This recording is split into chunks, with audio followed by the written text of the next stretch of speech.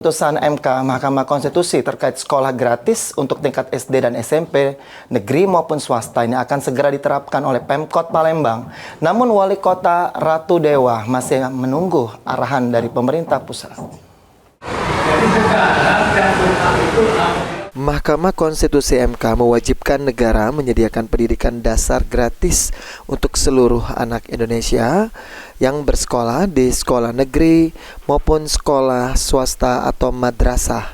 Atas putusan tersebut, Wali Kota Palembang Ratu Dewa menyampaikan jika saat ini pemerintah Kota Palembang masih menunggu petunjuk secara teknis dari pemerintah pusat untuk implementasi di lapangan untuk akan dapat diterapkan. Pemerintah Kota Palembang sendiri menurut Ratu Dewa siap untuk mendukung pelaksanaan sekolah gratis di SD dan SMP.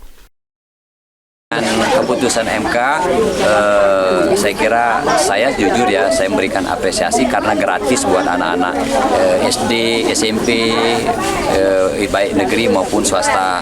Nah, kaitan bagaimana sikap pemerintah kota, kita menunggu petunjuk secara teknis dari pemerintah pusat untuk implementasi di lapangan. Setelah ada petunjuknya baru kita eksekusi. Tapi itu secara keseluruhan berarti untuk Palembang siap menjalankan sekolah gratis? Ya, sangat siap.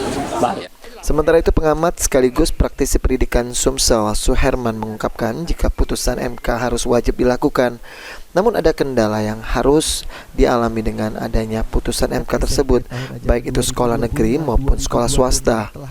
Sehingga menurut Suherman, Menteri Pendidikan Dasar dan Menengah harus mengeluarkan aturan yang jelas terkait dengan sekolah gratis untuk tingkat SD dan SMP. Dari total 11 rombel atau rombongan belajar dengan 38 siswa. Pak Mufti untuk mengeluarkan peraturan sekolah kategori apa yang digratiskan, yang kategori yang menengah ekonomi ke atas saya kira tidak bisa gratis, artinya sebagai subsidi mungkin dari pemerintah. Putusan MK terkait sekolah gratis tingkat SD dan SMP menurut Suherman membuat dilema bagi sekolah swasta karena didirikan oleh persatuan pendidikan yang ada. Tim Liputan PAL TV.